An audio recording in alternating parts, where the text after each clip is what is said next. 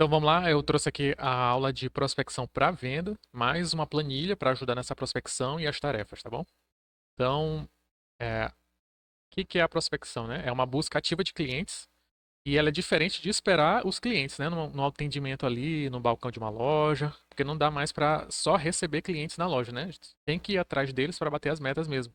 E aí o vendedor ele tem que entender qual é o ramo que ele está atuando, se é o B2B ou B2C. O que é isso? O B2B é empresa para empresa. Então é um vendedor que vai falar diretamente com CNPJs, ou se é um vendedor que vai vender diretamente para pessoas. Por exemplo, quem vende um sistema para supermercado está vendendo um sistema para CNPJ, para empresários. Agora, quem tem uma loja de roupa está atendendo o cliente final. Você sabendo qual é o seu ramo, né, de prospecção, começa a montar o teu funil de vendas, que é o início da jornada do cliente. Então, a jornada do cliente, eu trouxe essa imagem aqui, ela tem dois funis, né? São dois funis que eles se conectam. O primeiro funil, que é esse aqui do lado esquerdo, é o funil de vendas. E o segundo funil é o funil de relacionamento. Os dois se encontram aqui no ponto principal, que é o momento que aquele lead vira um cliente mesmo. E a gente vai tratar primeiro o funil de vendas, né? Eu simplifiquei esse funil em 3 etapas, tá? Geralmente são mais etapas, que é o topo, o meio e o fundo. O que é isso? Você recebe uma quantidade de visitantes, de leads, de pessoas interessadas no teu serviço na tua loja, ou você tem uma lista de contatos ali, de possíveis clientes, e ali é o topo do funil. Eles vão ter o primeiro contato com a tua marca, e aí você vai precisar crivar esses clientes até encontrar o cliente ideal e conseguir realizar essa venda. Então vamos puxar um exemplo aqui de uma loja de roupas, né? Que recebeu 300 pessoas essa semana nessa loja.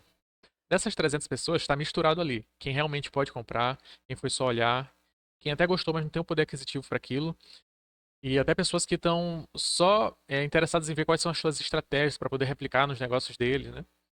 Então, dessas 300 pessoas que passaram, né, na loja essa semana, os vendedores da loja vão fazer um crivo através de um processo de qualificação. E depois que eles qualificam essas pessoas através de um atendimento consultivo, essa quantidade de pessoas que interessadas na tua marca já caiu de 300 para 90. Esse avanço aqui de uma etapa para outra, passaram para a segunda etapa só 30%, que é uma média mesmo que acontece do topo para o meio do funil. 30% vão passar pelo processo de qualificação e continuar ali. Como é que acontece essa qualificação na venda consultiva? O vendedor ele vai perguntar para o cliente, né, o que ele quer ver, se o teu produto ele vai se adequar à necessidade daquele cliente, por exemplo, numa loja de roupas, se tem o calçado que o cliente quer, se tem a pontuação, se a tua loja é uma moda street, não vai casar muito bem com o cliente que só se veste formal, né? Mas digamos que é até o teu público-alvo.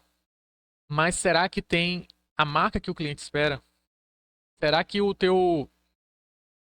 a tua lista de produtos ali tem algum que vai interessar para aquele cliente, para a ocasião? Talvez ele quer um street, mas um street que vai servir para uma sessão de fotos em algum lugar, né? E aí você vai ver toda a necessidade do cliente para qualificar ele. Cada empresa tem processos qualificadores diferentes, né? Isso depende da tua marca, depende do teu público-alvo. E depois que esse vendedor, ele ouviu o que o cliente quer, mesmo que não tenha o produto ali, ele pode ver o que ele pode fazer, se tem outra marca do grupo que pode atender aquele cliente ou um produto similar. Aí esse cliente já passou para a terceira etapa, que é o fundo de funil.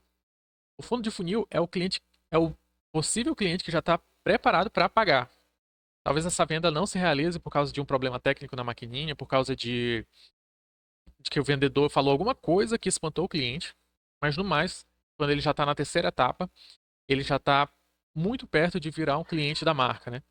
Então a gente viu que da segunda para a terceira etapa, só 30% também avançaram.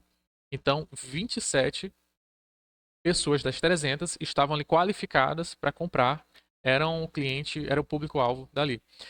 Esse avanço do meio para o fundo, na verdade, ele vai de 30 até 75% de pessoas conseguem avançar para essa etapa. Essa porcentagem de avanço ela aumenta porque agora a gente está cada vez mais perto do cliente ideal. Então, eu já sei que se eu atender 300 clientes na minha loja, em média, 25 vão comprar. Isso aí já nos dá alguma ideia de quantas pessoas a gente precisa buscar para poder bater uma meta de vendas. Agora vamos pensar no cenário de quem está prospectando, de quem está indo atrás do cliente, quem está ligando, de quem está mandando mensagem no WhatsApp, mandando um e-mail, indo de porta a porta. Então, esses 300 já não são mais pessoas que entraram na loja, já são pessoas de uma lista de contatos. Você tem uma lista que vai entrar em contatos, e dessa lista, se continuar com essa proporção aqui de avanço, 27 pessoas podem fechar. Então, se eu quero fazer 27 vendas, eu preciso entrar em contato com 300 pessoas. E isso nos traz uma ideia de que a gente não pode, em prospecta, temer receber um não. Porque a maioria das vendas por prospecção, elas acontecem após 5 contatos. Então você vai receber ali uns 4, 5 nãos até aquela pessoa comprar, ou então vai falar com 4, 5 pessoas para uma avançar, tá? E essa frequência de contatos com esses leads até eles comprarem, em dias, ela pode ter a seguinte proporção de 0, 2, 5, 15, 45, 90. Ou seja, o 0 é o dia atual que você entrou, entrou em contato com o cliente. E aí, digamos que ele não comprou, mas é possível que ele compre. Só não é o momento. Ele diz que tem interesse, mas agora não. Então, 2 dias depois você entra em contato. Se ele continuou sem comprar, mas ainda há aquela chance, manda outra mensagem, uma ligação no dia 5. Depois, 15 dias depois, depois 45, depois 90. Aí a gente vai espaçando isso para não ficar chato, né? E também para o cliente não esquecer da gente, porque às vezes o cliente lá no dia 45, ele tá com dinheiro para comprar, ele tá precisando do produto, mas ele já esqueceu do seu produto. E você também não mandou mensagem achando que aquilo já era uma venda perdida, mas na verdade não era. Se tivesse mandado uma mensagem, ele tinha comprado.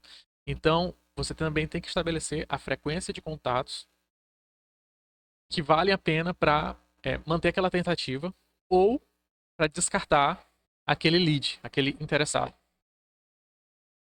Então, isso nos traz 4 tarefas nessa fase de funil de venda, que é você tem que estabelecer primeiro quais as etapas do seu funil de vendas. Então, já é a primeira atividade. Para o produto que você vende, para a sua marca, quais são as etapas do funil de vendas? Aqui eu coloquei que a primeira etapa é primeiro contato, depois qualificação, depois fechamento, mas às vezes é muito mais detalhado do que isso. Às vezes, para a venda acontecer, você precisa enviar uma proposta comercial no e-mail, precisa acontecer uma reunião com o setor financeiro do cliente ou com o seu setor financeiro. Ele precisa levar essa proposta para outra pessoa. Ele precisa de um teste de 7 dias. Tudo isso são etapas que variam de marca para marca. Depois que você definir as etapas do seu funil de venda, você precisa entender, né, ter uma média de taxa de avanço. Então, da primeira para a segunda etapa, avançaram só 30%. Da segunda para a terceira, a gente está tendo uma taxa de avanço de 55%. Sabendo disso, eu vou ter uma ideia de quantos contatos eu devo fazer para bater a minha meta. Então, se nessa semana eu preciso fazer 5 vendas, então talvez eu tenha que falar com 50 pessoas, 100 pessoas, 500 pessoas. Isso aí vai depender do meu histórico de taxa de avanço. Terceira tarefa é quais são os qualificadores? Quem é o meu cliente ideal? Então, tudo na verdade começa daí, né? Quem é o cliente ideal da minha marca?